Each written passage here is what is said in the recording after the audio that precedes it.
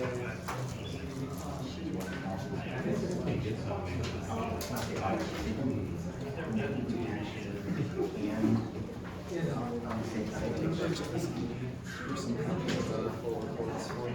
right, 6 p.m. we'll call this regular village board meeting to order. If you'd all please join me in a moment of silence.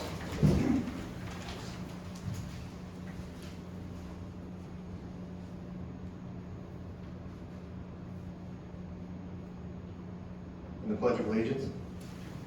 I pledge allegiance to the flag of the United States of America and to the republic for which it stands, one nation, under God, indivisible, with liberty and justice for all.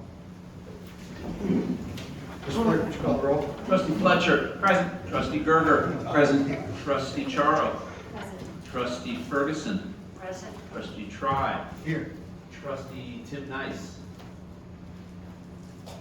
Beer Paul. He's here, okay. Village President Kimsey. Present. And I have a motion to allow remote participation for Trustee Nice. Trustee Fletcher's made a motion, seconded by Trustee Gerger. All in favor? Aye. Welcome to the meeting, Tim. Are there any public announcements this evening?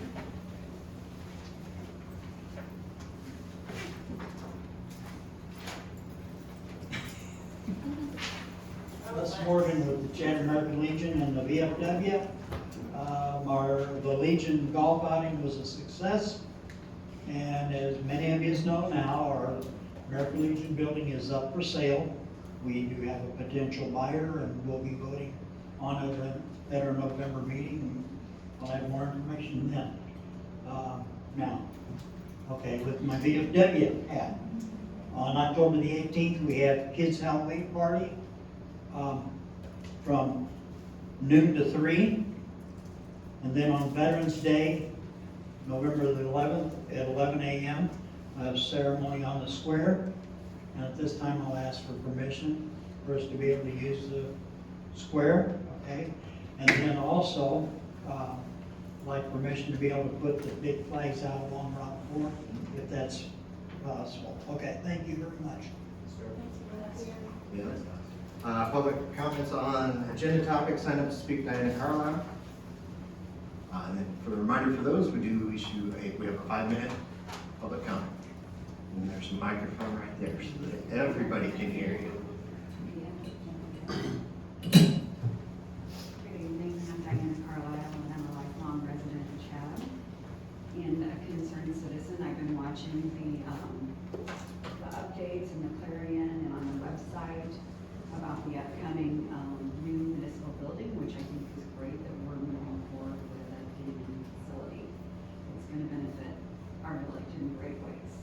The reason I'm here tonight is because I'm very concerned about how the bidding process was done, and I know that there's been several FOIA requests. Some other people are very concerned about the process and why it wasn't a public bid. And I'm hoping the board can explain to me why it's not public information on how you're recommended to this board to go with CORE as the construction manager. Are we gonna, I just want me to keep comment? Okay, all right. And so in my research and looking back at previous meetings, I went back and found on April 8th, the document that was provided when the demonstration was given by FGMA Architects, and it says with CORE. So it appears that there's already been an established relationship between the architect and CORE Construction. And also looking back to, I believe it's August 27th of 24, the ordinance 2432, on page 9 and 10, it lists CORE Construction as a pre-construction. So I'm wondering why that was in the previous ordinance, if the board has not voted on a construction manager yet. Also knowing some of the other bids that were put in because of a personal relationship with someone at another construction company, I know that that firm has given back to our community in ways of a time of need in April when we had the tragedy at Wine Also, I know that there are many of that firm's residents that live here in Chatham. And that means they've already given tax dollars to this community. And that means if we go with an outside firm from a different town, they bring their union members from that town. And that denies our residents an opportunity to help build our village hall. And I really hope you guys, hopefully everyone has had an opportunity to see the bids that were submitted. And it was done in a very transparent way so that our community is getting the best service. Thank you. Any other comments on agenda items? Hearing none. No old business. Item 1 under new business is a resolution consenting to the appointment of Nick Kopp to the Planning Commission. Motion to bring this to the floor. Trustee Trice made a motion. I'll second. Second by Trustee Ferguson. Jason Jones is either has or is in the process of moving out of town, so he's notified us that move. So Nick would be the replacement for the balance of that term. Any further questions? Mr. Clark? Trustee Charo. Yes. Trustee Ferguson. Yes. Trustee Fletcher. Yes. Trustee Gerger. Yes. Trustee Tribe. Yes. Trustee Nice. yes, Item 2 is an ordinance authorizing a variance to increase the height of the structure above 17 feet at 9979 Palm Road. Can I have a motion to bring this to the floor? Make a motion. Trustee Ferguson has made a motion. Second. Second by Trustee Tribe. Pat? It's a engineering firm that wants to build a building to be able to store their trucks in. And after doing some checking, they needed a 27-foot clearance to be able to get their truck into this building. We had given them a variance at one time to go from 17 to 20, but then after they measured the truck with the drill rig on top of it, they realized that they needed 27. We had a public hearing. One resident came in, he was not in opposition to it, so the zoning board of appeals agreed to the variance if you guys agree to it. So the zoning board has approved it? Yes. Public hearing and the recommendation from the zoning board was. It's in your packet. Any further? This is the one that's just down Palm Road. It's kind of sits back, kind of by J. It's about 2-3 lots south of JJ. Okay. Yeah, we did this one already. Okay. The first time. For review. Now we realize how big their truck is that they adjust on target. Mr. Clerk? Trustee Ferguson. Yes. Trustee Fletcher. Yes. Trustee Charo. Yes. Trustee Gerger. Yes. Trustee Tribe. Yes. Trustee Nice. yes, Item 3 is an ordinance approving a professional services agreement with Core Construction Services of Illinois. I have a motion to bring this to the floor. I'll make that motion. Trustee Nice made a motion, I'll second. second by Trustee Ferguson. Our attorney did send in, based on some questions that had come in, our attorney sent the following, and I think it's worth reading. So Lisa sent this over. I think there was confusion following through the last meeting about what was put out for request and what's being approved tonight. I hope this email helps to clarify. Regarding the action being taken tonight on the RFQ, this was a combined RFQ, RFP, and not an RFP for public works or construction contract. The RFQ and RFP process was followed by the village.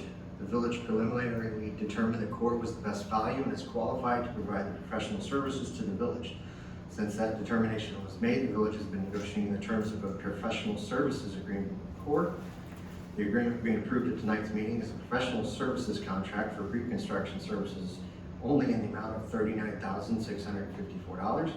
If the village decides to move forward with the construction project, there will be an additional professional services agreement that must be approved by the village to retain Core as the construction manager at risk for the project and approve the guaranteed maximum price for the project. Should the project move forward, construction work will be publicly bid using the RFP process. Tim and Michaela are here from Core. Did I miss anything? Or state any of that incorrectly? No, you stated it correctly. Obviously, your questions. Yeah. One of the questions that does come up is the relationship between a construction company and a architect? And in general terms, can you describe how that works and why that works? Do you mind if I approach the mic? Absolutely. Tim, what's your last name? Bassett, B-A-S-S-E-T-T, 2 S's, 2 T's. So first off, thank you for the opportunity to field some of those questions and to present to you this evening. So as you stated, our relationship and engagement right now is in a pre-construction arrangement. I applaud the village for engaging in qualified base selection just because of the opportunity that affords you not only for project delivery, but also the collaboration between a design partner and a construction manager. But there's complete separation between the two. We did engage with FGMA as a cost consultant when they were evaluating the early feasibility and programming of the project. But as you stated, the latter portion of what we submitted on with our qualifications and our associated fees based upon pre-construction services and a proposed construction management fee. And so those two lanes are entirely separate. As the village knows, or some of you may know, that contract with the design partner is separate from that contract that would be executed with the selected construction manager. All that to say, they are separate, but there's close collaboration between the two throughout the design process, moving into the active construction process, at which point, if you look at it in a continuum, it's a downward engagement from the architect and more engagement from the construction manager as active construction begins. So that arrangement where an architect would reach out to any general contractor or bid owner to help with Correct. preliminary budget, that happens constantly? It's frequent, yes. A lot of design partners understand that their expertise is in design, and then with more progressive project delivery models like a construction manager as advisor or as at risk, many design partners realize that the cost data that exists within our database is probably more accurate than theirs. And so understanding that the lanes have been a little more clearly defined, that's frequent for us to be engaged by design partners on the front end of the project early on in the programming phase. What else have you? Yeah, so there's no ties between Core or the architects? There's no ownership ties? There's nothing? No, there's no conflict of interest there. We have a completely separate board of directors, no conflict of interest from a financial perspective other than us engaging in the architecture, engineering, construction industry together. We didn't have a decades worth of relationship with FGMA. That's common for a lot of contractors on the construction management side and on the general contracting side. But outside of that, it's just a long-term partnership with them functioning as a construction manager, but no conflict of interest whatsoever at the board level or otherwise within our organization. Thank you. Yep. Anyone else? Ms. Clerk? Thanks, Tim. Trustee Tribe. Yes. Trustee Nice. Yes. Trustee Gerger. Yes. Trustee Charo. I have to abstain on this one. Trustee Ferguson. Yes. Trustee Fletcher. Yes. All right, can I have a motion to bring the consent agenda to the board? Make a motion. Trustee I'll make Ferguson? that motion. Trustee Ferguson's, but he's on it, he gets a delay, give him a It's a little bit. delay. Trustee Ferguson's made a motion. Do I have a second? Yes. I wasn't gonna do that. Trustee Fletcher's second. Any discussion or questions regarding the warrants or the minutes? Hearing none, Mr. Clerk? Trustee Fletcher. Yes. Trustee Gerger. Yes. Trustee Charo. Yes. Trustee Ferguson. Yes. Trustee Tribe. Yes. Trustee Nice. I think that was a yes. Are there any other public comments on any village business? Hearing none, next scheduled board meeting will be October 28th. No need for an executive session. Make a motion, or take a motion to adjourn the board meeting. I'll make that motion. Trustee I'll make Charles. that motion. Trustee Charles made a motion, second by Trustee Nice. All in favor? Aye. Opposed? Aye. Board meeting stands adjourned. Trustee Charles. All right. And now we're going into the committee of the whole. Second. Oh. And I will bring up a different agenda. Very nice.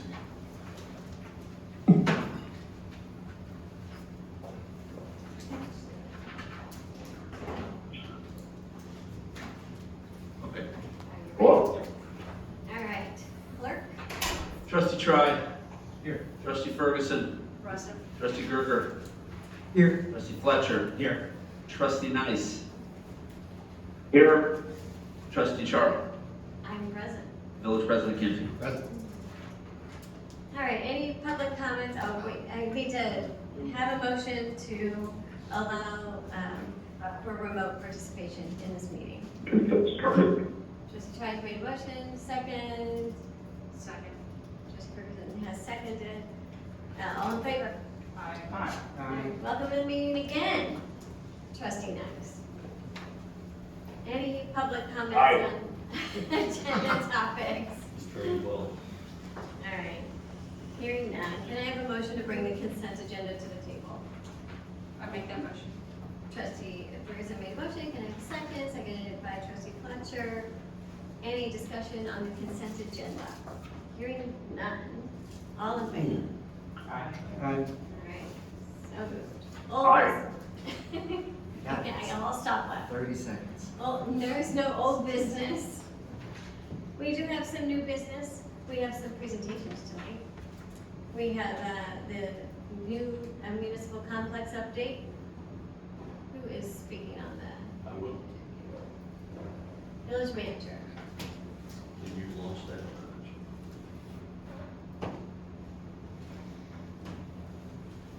We met with the architects last week, and we started looking at some of the options for interior finishes. So they gave us, Hold up that one. Top left corner where it says 100%. Just about where it says porcelain tile. Bring it down. 50 page, or 50 width. There we go. All right. so we were looking at different options for carpeting, different options for tile, different options for finishing, wall base, some of the paint schemes. There seemed to be a real battle between the green people and the blue people. The green people won out. I don't know why they keep putting the picture of the cornfield with the two people in it, but they do. They're from up north, so we'll go on to the next slide. This is kind of what some of the installations and stuff would look like with the flooring. It's not really the furniture and all of these and stuff. I think a lot of people did like the visitor couch there in the entrance, but we looked at all the different tiles and stuff. We're trying to look kind of neutral, stuff a little bit lighter than what we currently have, but stuff that will hold up over a long period of time.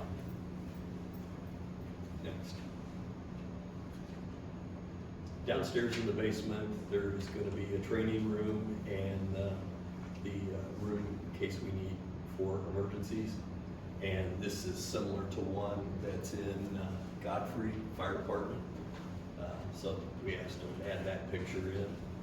When you come into the entryway,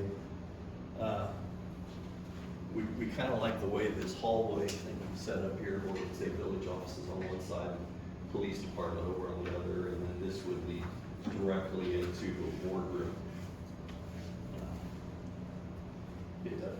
We are going to have an exercise room downstairs next to the police lockers and next to the cafeteria area. This is a look of what the dispatch looks like. Our dispatchers like working mostly in the dark and then be able to see the screen, so we had a Mandak picture in there. It may not look exactly like that, but in the end, it'll be something close. And this is just kind of a typical hallway in the office where we can have areas where we can get together and lay out plans and be able to talk about different projects and stuff, and still be able to make copies. Next.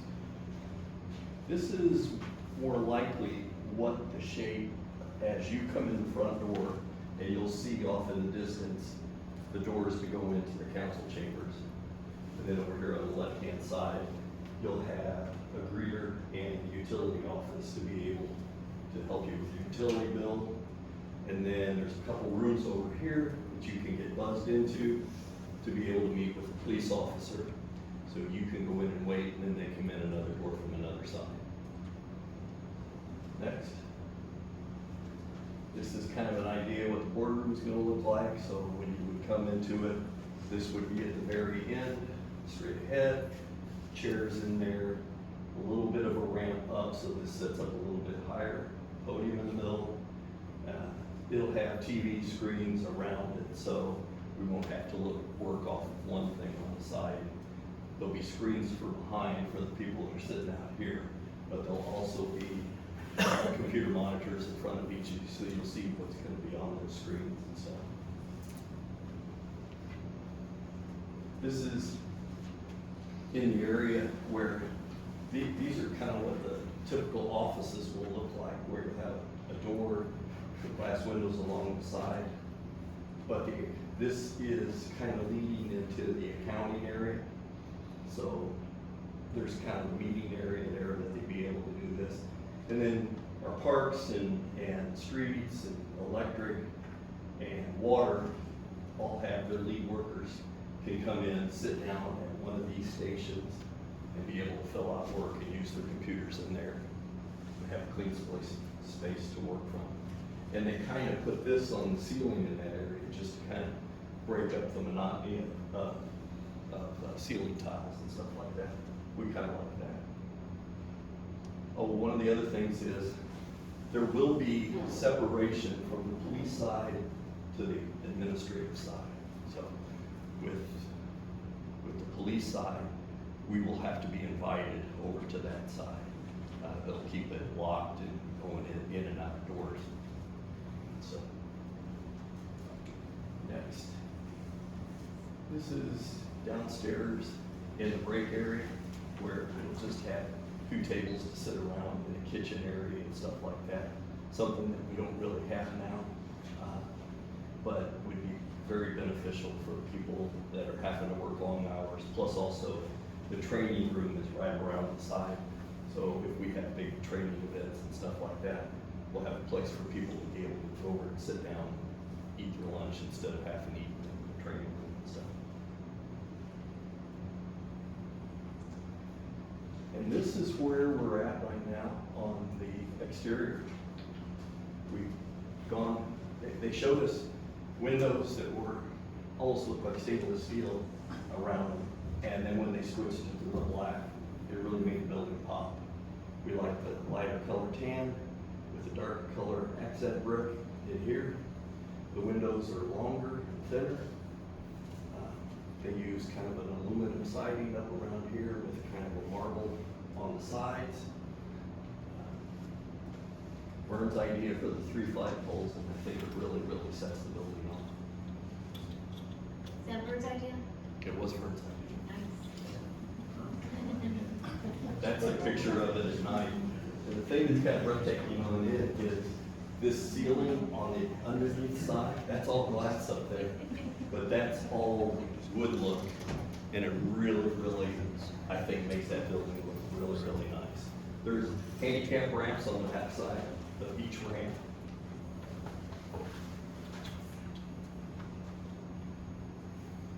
That's kind of from the, what would be the south west corner of the square, looking at it. Next. That's it at night. I think that's it, isn't it? That's it? Yeah. That's what I see. So, we've made good progress. We've been happy with what the architects have showed us and the stuff that we've asked them to change. They've been more than willing to move around and change it. So, they're supposed to be here a week from tomorrow with actual samples. Put our hands on them and see what they feel like and stuff like that. And then I'm hoping that some of the rooms that they have designed for us, that they can colorize those and see what they look like too, with the carpet. Pat, can we go over the back of the building with the police station? On the back side? Yeah. I don't have any pictures. I know you don't have any pictures, but we're gonna have, it's gonna be gated to the police cars, just gonna go in and out, and we're gonna be able to park the police cars and have a little bit of a better entry. That, the police gated officers- area for parking for the police, right now would be on the north side of that building. And then on the very back part, there's what they call a sally port, which is where police cars can come in, unload, put stuff in their vehicles, go out and service and stuff like that. There'll be a generator back there. on the I just back. think it's nice to finally have a place for police officers to pull up and pull out Oh, yeah. and protect themselves and, Yeah. you know, if they've got someone in the car, just to be a little bit safer. And then, when we get a little bit more detailed, we don't really have, you don't call them detaining, they're called interview rooms. But we have 2 rooms that they'll be able to interview,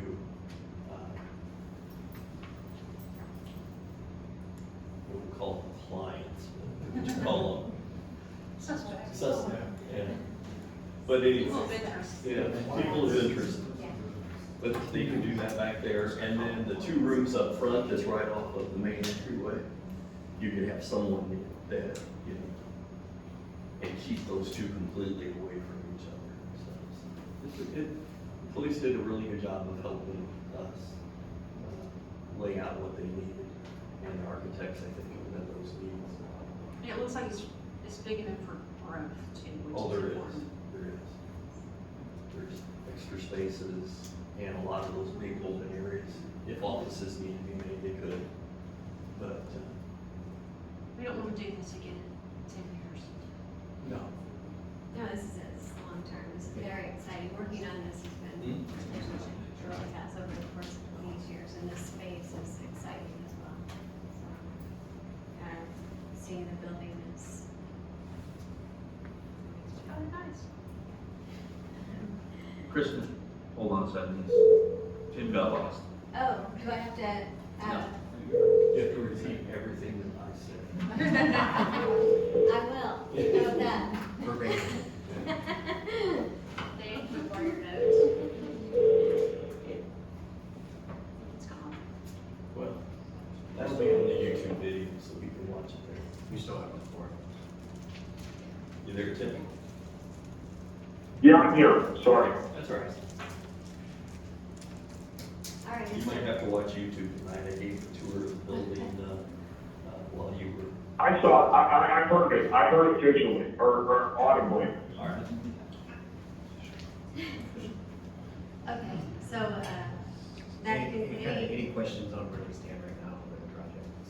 It's sitting, so obviously now with the core engaged, we start to make sure everything that we've been drawing out is buildable. We talked at the last meeting that kind of the plan was to start to put the bid packages together with the idea of either get those out in February, I think, or January, and being able to get them back and try to get ground going in March. So that's exciting there. So between now and then, hopefully we'll have everything finalized here, and then they are able to put bids out. And then we'll see where we're at with the bids coming in. But those, we need to get kind of the formula of how, when those bids come in, where we're gonna open them, how we're gonna open them, and all that. I'm sure you guys have done that as many times, but it's kind of the first time for us on some of this. it's really important to have that clarity, and I think that's where the questions were coming in. And so, those bid openings are gonna give some people some transparency. So, any further discussion on, this portion? Municipal Hall. All right, we're gonna move along then. We have a report from the Police Pension Actuary, Anthony. How do you say your last name, Anthony? Villas. I ask you that every year. I get it all the time. I was gonna pronounce it, I was like, He uses the same name every year. Yeah. We're with the same forever. Yeah. Nothing wrong with that. Good evening, members of the board. It's so nice to be back out here with all of you for, I want to say that's the 4th year. To be completely honest, I forgot that there was 2 meetings back to back. So when the first one was set to adjourn and my presentation hadn't come up, I had a little moment in the back there. I apologize for that. No worries. So, Welcome to the committee of the whole. So I'm seeing a lot of familiar faces on the board. I'm sure you all know the drill by now. Feel free to follow along with the paper copies as well. But today I'll be going over the results of the police pension actuarial reporting. We complete a couple of different reports each year, those being the actuarial funding report, where we calculate that recommended village contribution to be made to the pension fund. We also complete the GASB 6768 report, which lines up in the audit. So we will begin on page number 2 with a look at the recommended contribution as well as funded status. All these results are as of the April 30, 2025 fiscal year end, where the recommended contribution we have this year is $782,817. Up in the top right of that same slide, you'll see the increase in terms of dollar amount as well as percentage. And we'll get into the reasons for that increase here in just a moment. Bottom of that same page, you can see the percent funded as of April 30, about 73%. Moving right along to page number 3 of our presentation, we've got the reconciliation of how we got from last year's contribution amount to this year's. Top line is the expected changes. Everything below that is additional gains and losses observed throughout the year from items like salary increases compared to expectation, demographic changes, assumption changes, which we'll get into in a little more detail later on, and at the bottom, the impacts from items like investments and contributions. On page number 4, we provide you a breakdown of the pieces that make up our recommended contribution. So there's 2 different parts here. The first is the employer normal cost, representing your active member cost for the year. Below that is the amortization of unfunded liability, designed to pay off your current unfunded balance over the funding policy in place. On page 5, we provide a deeper look at the specific demographic changes observed this year. So a couple newly hired members to go along with a retirement, a disability, and a termination. Impacts of each of those items is broken out for your reference as well. Following that, on page 6, we provide an age service breakdown for the active member population. So going further down and over to the right on this chart represents the active members who are a little bit older with additional years of service. You'll notice that bottom right section we've got highlighted. That's focusing in on any active members who are retirement eligible. So it looks like there were a couple as of April 30.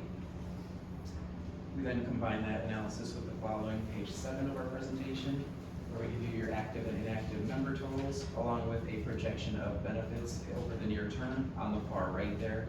And that projection of benefits is factoring in any retirements that could be coming up soon here, along with the annually scheduled COLA increases for your members currently collecting. Page number 8 is some more detail on the assumption change line item we touched on a little bit ago.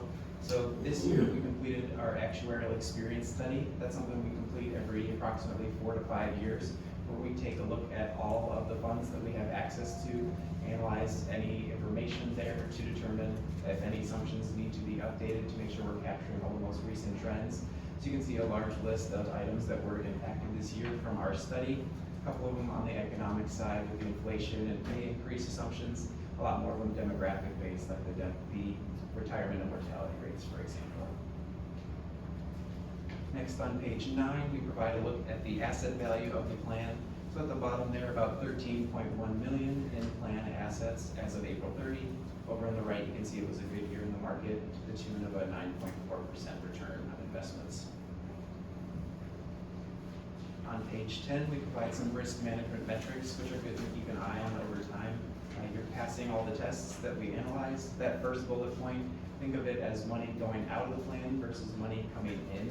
That 5.4% we're showing you there, that's the percentage of the total fund value that was paid out in benefits over the past year. When we compare that to the expected return on investments assumption, currently set at that 6.25% rate, and that's a useful comparison because it tells us if you get your expected investment return for the year of 6.25%, your investment earnings on their own will be enough not only to cover all the benefits for the year, but stick around long term, continue to add value to the plan, put it in a good growth position.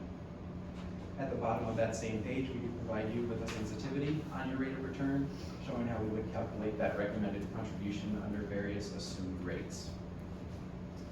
The last page on the funding side is page 11 with the alternative contribution. This is our calculation using our assumptions, but it mimics the funding policy according to Illinois state statute.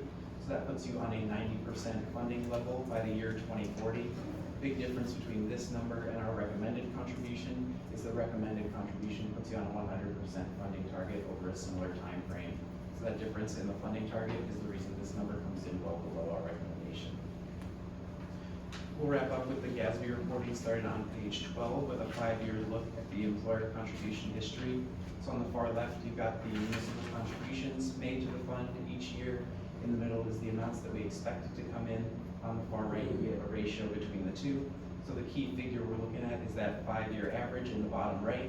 Ideally, we want that right around 100%. And you can see clearly that the village is doing their part to put in the actuarially recommended amounts each year. Bodes well for the long-term health of the plan, as that 5-year average is so important because it's the basis we use to project future contributions into the plan. And we can give you a visual representation of that on the final display for you this evening, page 13, with the GASB solvency test. And here we're giving you an 80-year projection of the long-term health of the plan. Based on everything we've just gone over, we're projecting that should the village continue to contribute based on the actuarially recommended amounts, as they've done historically, that benefit payments will be covered in full for the current employee population going forward. That is everything I have for you. Just good to know that the guy that hasn't been born yet, we got him covered. Absolutely. Any questions? Thank you. Thank you. Thank you. See you next year. Yes, see you next year. All right, CMT.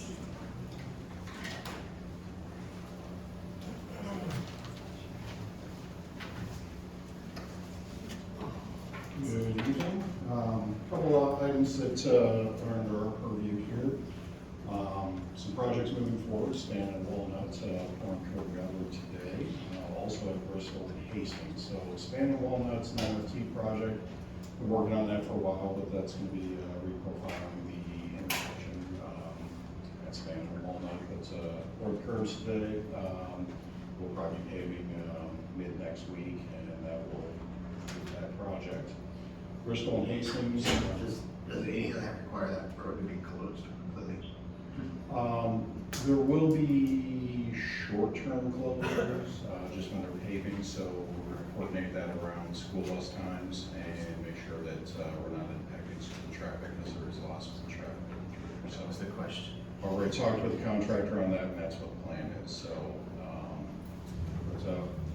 so Bristol and Hastings, as we talked about before, that's going to be the experimental pavement with the Kevlar fiber and the asphalt. So curb and gutters report for that, and we'll mill and pave that also next week in conjunction with Span and Walnut.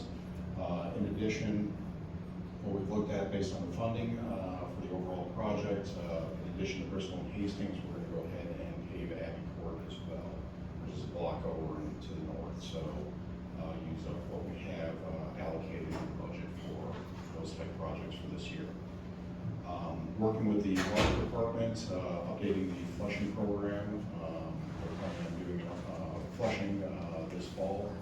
And so we're looking at the updates to maps. It's probably been about 5 years since we've updated those maps. So new subdivisions, things that the village staff has found out in the field, connections, valves, hydrants, those sort of things. So we're in the process of updating those, getting them to Dustin, and then the flushing program this fall. Also working with the village on Woodland Trail. We're doing some surveys and some preliminary designs associated with roadway profiles and drainage along Woodland Trail. And what the goal with that is, the Village of Chatham is under a maintenance agreement with the City of Springfield for Woodland Trail services Sparta Estates, which is a Village of Chatham subdivision. So the roadway is in poor condition. We can kind of put Band-Aids on that roadway. We'd like to take a more holistic look at what's needed out there rather than just keep putting Band-Aids on things. Identify what the problems are, what the village is looking to do out there, and then coordinate with the City of Springfield on how to fund that and participation moving forward. So identify the problem, then see where we go. In the process of reviewing plans for Wellington Estates, so right there by Pleasant Park Daycare, looking at a combination of apartment buildings on the south side of Magnolia, and then on the north side will be duplex R2 zone homes. We've got the preliminary site plan and preliminary sketch for those going to the Planning Commission here this week, and so we'll be seeing that at the next board meeting.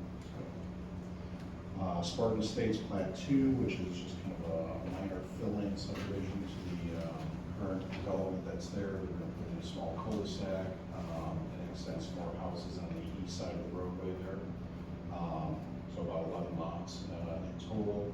Construction's wrapping up on that. We're looking at getting the roadway in this fall, but sewer, water, utilities are in. Looking at getting it here in the next couple of weeks, moving forward with that. And then Fox Creek, Plat 10 is currently under construction. Working with the contractor and so when they plan on doing roadway improvements in there, but the majority of the underground is in water, sewer, storm sewer moving forward. So maybe this fall we'll do the roadway or a little before that to next spring, but that project's moving forward as well. So other than that, that's all I got. Discussion. Thank you. Thank you. Will the village manager like to speak again? No, I think you heard enough from me this evening. All righty, moving forward. We have a tax levy memo and back sheet presentation. Ain't part of Kayla tonight, it's Megan. You requested that I read the Christmas memos. tree. So. Okay, so she attached the preliminary worksheet for the 2025 estimated tax levy and arrived at an estimate of $2,033,829 for the total 2025 tax levy. So in order for the village to capture all eligible property tax dollars and the new growth within the village, there was an increase of $219,651.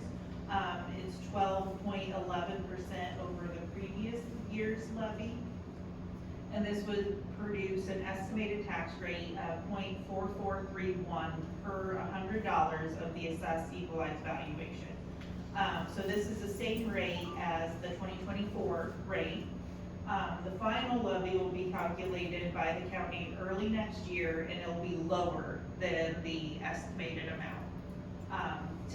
To capture all the new growth within the village, it's necessary to estimate the levy higher than what is anticipated to be received. And so Kayla attached the tax levy fact sheet that shows the village assessed equalized valuation, tax rate, and levy all the way back to 2016.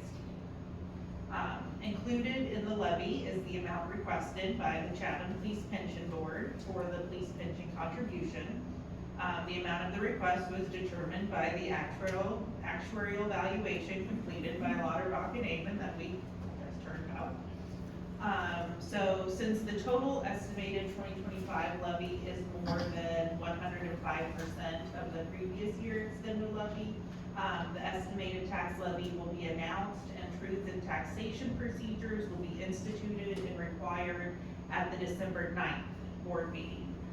So the truth and taxation procedures require a hearing to be held prior to the passage of the tax levy, and that will be held prior to the board meeting on December 9th.